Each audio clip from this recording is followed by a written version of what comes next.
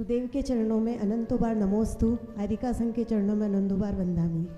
हे गुरुदेव, प्राय ये देखने में आता है कि कोई भी धार्मिक क्रिया होती है, अनुष्ठान होता है, विधान होते हैं, तो महिलाएं अक्सर पार्लर जाती है और विधानाचार्य भी ये कहते हैं कि कोई बात नहीं, शुद्धि का मंत्र बोल के उनको जल छिड़क देंगे तो शुद्ध हो जाएगी।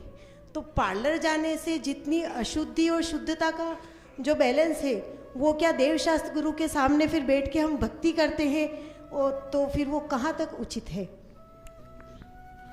अच्छा प्रश्न है, लोगों को समझना चाहिए। मंदिर सादगी का और साधना का स्थान है, दिखावे का स्थान नहीं है। यही जो बात स्त्रियों पर लागू होती है, पुरुषों पर भी लागू होती है। कई लोग सुबह सुबह शेविंग करके मंदिर आते हैं अभिषेक करने। उन लोगों को भी ध्यान देना चाहिए, आपने शेविंग की है तो आपके का शुद्धि का समय आ गया है, आपको उतनी देर की सूतक पालना पड़ेगी।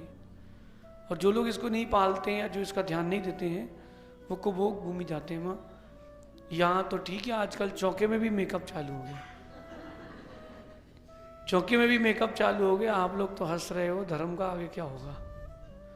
नील पेंट लगा करके, लिपस्टिक लगा करके चौके में महाराजों को आहार देना, तो मैं तो पहले ही भगा देता हूँ बाहर कि इस प्रकार से लोगों की एंट्री नहीं होना चाहिए।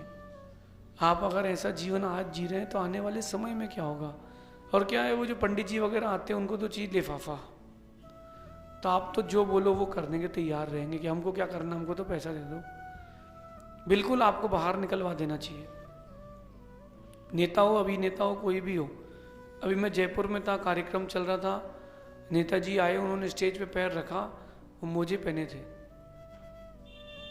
मैंने वहीं से कहा बाहर आप पहले मोजे उतार के आइए, ये देवसास गुरु का स्थान है, यहाँ पर गरिमा के साथ काम होना चाहिए। तो जो ऐसा कर रहे हैं बिल्कुल अनुचित है। वेशभूषा का ध्यान रखें।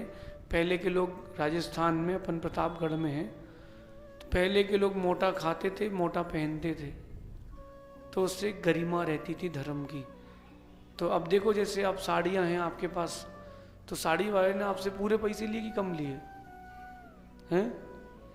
पूरे लिए। पल्ला दिया था, पल्ला साथ में दिया था क्या? आप लोग तो लेते ही नहीं हो, बोलने के बाद भी नहीं लेंगे, आप ध्यान रखना। तो आप लोग लेते ही नहीं हो, बेचारा क्या करेगा? माँ संस्कारों की बात है, और माता पिताओं को इस पर, माता पिता को इस पर ध्यान देना चाहिए। ऐसा करना अनुचित है। जो लोग ऐसा करते हैं उनको भगवान के विधान का पुण्य तो मिलेगा, लेकिन उनको कुभोग भूमि मिलेगी, तो वो ऐसा ना करें, ज़्यादा अच्छा है।